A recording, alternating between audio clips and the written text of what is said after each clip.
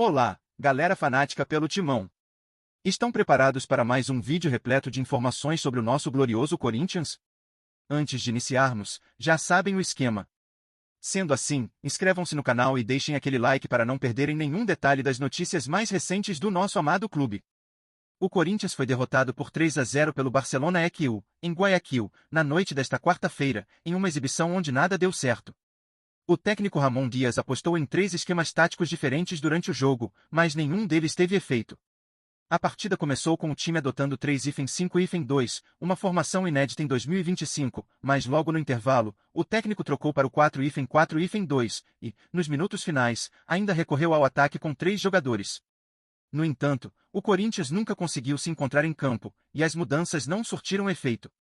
A derrota no Estádio Monumental não foi apenas uma questão de erros táticos, mas também uma série de falhas técnicas dos jogadores, que estavam bem abaixo do seu nível habitual. Rodrigo Garro, que vinha sendo o jogador mais decisivo do time nas últimas partidas, foi um dos maiores exemplos disso. Com apenas 22 passes certos, ele desperdiçou um contra-ataque promissor no primeiro tempo e, apagado durante boa parte da partida, acabou substituído logo no início do segundo tempo. Outros atletas, como Breno Bidon, também não conseguiram render, sendo mal tanto com quanto sem a bola, enquanto Yuri Alberto apareceu raramente no jogo, e Memphis Depay, embora tenha batalhado, não teve a chance de brilhar. No geral, quase nenhum jogador se salvou da atuação abaixo da crítica.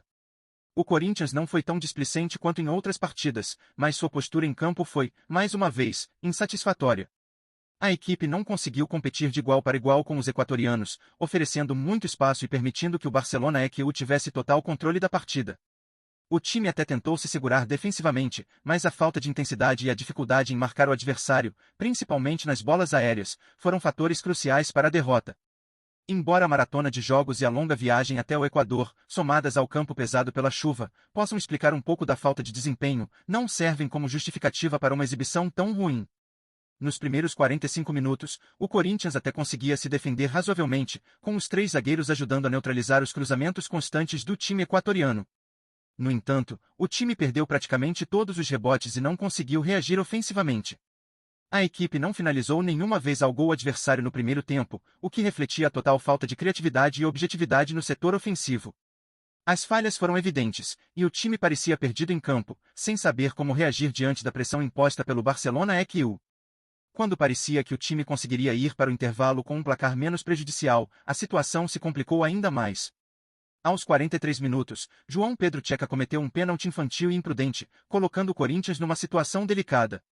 A decisão de manter a estratégia mais defensiva, mesmo estando atrás no placar, ou partir para o ataque e arriscar um placar mais elástico, foi um dilema que o time não conseguiu resolver. Ramon Dias optou por uma mudança ofensiva, colocando Carrillo no meio e deslocando Alex Santana para a frente da zaga, mas o time não encontrou o equilíbrio necessário. No segundo tempo, o Corinthians teve mais posse de bola, mas essa maior posse não se traduziu em um aumento de produção ofensiva. O time sofreu para se aproximar da área do Barcelona EQ, que continuava a pressionar, buscando ampliar o marcador.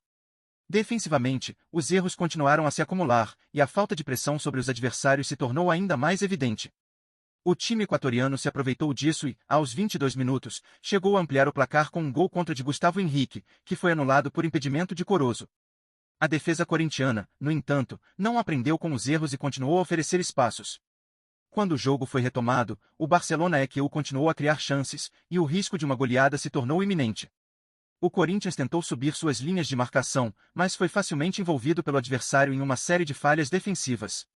O Barcelona, aproveitando-se da fragilidade defensiva do Timão, ampliou o placar com um contra-ataque mortal, após cobrança de escanteio em que apenas 2 jogadores estavam na sobra, deixando toda a defesa exposta. O que era uma derrota por 1-0 rapidamente se transformou em um verdadeiro vexame, com o time sendo completamente dominado pela equipe equatoriana. A derrota no Equador complica ainda mais a situação do Corinthians na Libertadores, dificultando sua classificação para a fase de grupos. O time chega pressionado para a semifinal do Paulistão contra o Santos, no próximo domingo, e a eliminação precoce pode trazer graves consequências financeiras para o clube, com um impacto direto no planejamento da temporada. Além disso, a pressão sobre o trabalho de Ramon Dias aumenta, e a expectativa por uma reação é cada vez maior, já que a torcida exige mais comprometimento e competitividade da equipe. No entanto, a derrota para o Barcelona EQ deixou claro que, além da questão tática, o Corinthians ainda precisa de mais consistência e força psicológica para enfrentar adversidades. A equipe mostrou que, quando pressionada, ainda tem muitas dificuldades em se recompor e se ajustar durante o jogo. Agora, o clube precisa encontrar uma solução para essas questões rapidamente, já que o tempo está contra e os desafios seguem se acumulando. Se o time não conseguir se reagrupar, as consequências podem ser ainda mais sérias. Antes de mais nada, curte e ative o sininho das notificações no canal do Corinthians, assim você não perde nenhum conteúdo novo. Vamos seguir em frente. O desempenho do Corinthians na derrota para o Barcelona é que o deixou muitos torcedores frustrados e com muitas perguntas sobre as escolhas feitas pelo técnico Ramon Dias. A escolha do 3-5-2 no início do jogo foi uma novidade em 2025, mas logo foi alterada para o 4-4-2 no intervalo e, no final, o time foi para o ataque com 3 atacantes. Contudo, nenhum desses esquemas táticos surtiu efeito.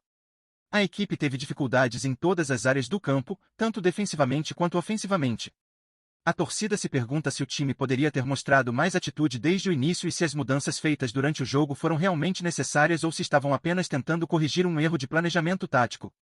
Será que a estratégia foi bem planejada ou o técnico acabou mudando demais sem um objetivo claro? A crítica também recai sobre a falta de competitividade do time em campo, especialmente diante de um adversário como o Barcelona O time parecia perdido, com muitos espaços deixados para o adversário, e as falhas defensivas foram evidentes em diversos momentos da partida.